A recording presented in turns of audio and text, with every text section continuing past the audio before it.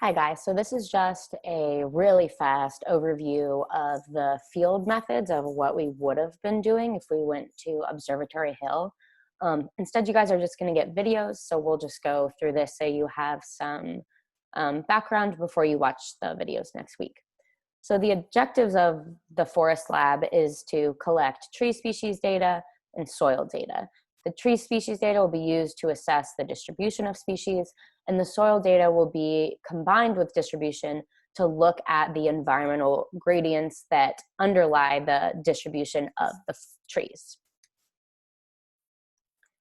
So this is what our transect would have looked like.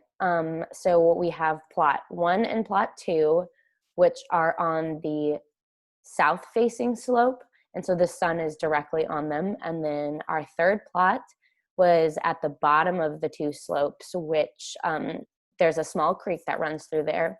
And then plots 4 and 5 were on the north-facing slope, so they weren't facing the sun. So our plots would have been 10 meters by 10 meters, and we would have identified every tree bigger than 5 centimeters dBH. We would have found the slope using the Pythagorean theorem, and then we would look at the soil horizons. Some common trees we would have seen would have been red maple, black gum, dogwood, mountain laurel, which is actually a shrub, yellow birch, tulip poplar, white ash, black walnut, pignut hickory, northern red oak, chestnut oak, and white oak.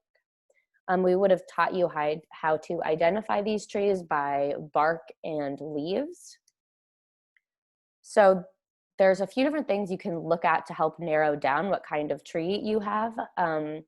So you can look at the buds, and those can be opposite versus alternate. So in this picture, you can see these leaves are opposite, so they're not directly across from each other like in the opposite.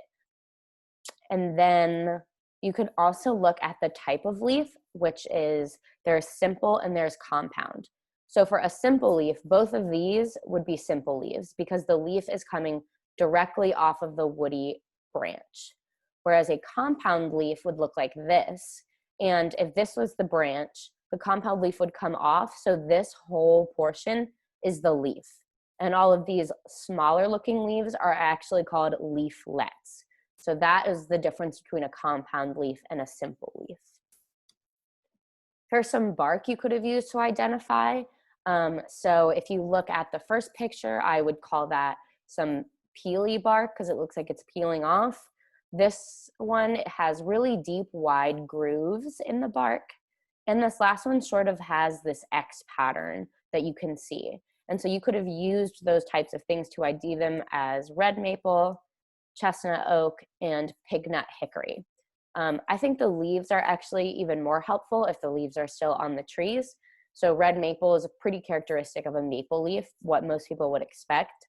A chestnut oak has these nice wavy edges that you can see. And lastly, a pignut hickory is actually compound. So this whole portion is called the leaf, and these are its leaflets. We would have measured dBH, which means diameter at breast height, at approximately 137 centimeters. We would have calculated relative frequency. We would have calculated basal area from dBH. We would have done relative dominance, and then lastly, relative importance. This is how we would have used a piece of rope and a meter stick to measure slope, and we would have done it 3 separate times in each plot so that we had more repetition. So we would eventually use the Pythagorean theorem to get to the slope of each plot. We would have used a shovel and measured the O horizon, or the organic horizon. So you can see it in this profile. It's this really like dark looking layer on top made up of organic matter. So that can kind of show you how fertilized the soil is, how much decomposition is going on. So for next week, even though you'll just be watching videos, we will give you data from previous years. So you'll still have all the same data you would have collected, but you can start thinking about hypotheses in terms of things like the environment. Where do you think the slope would be steeper? Where do you think would get more sunlight based on whether they're north facing or south facing? What trees would you expect to be growing, and how big do you think they'd be growing in different plots? And then where would the soil moisture be the highest versus the lowest, and why? And same with temperature. So some examples could be there will be increased dominance of shade-tolerant species at north-facing sites, or that soil moisture will decrease and temperature will increase with elevation.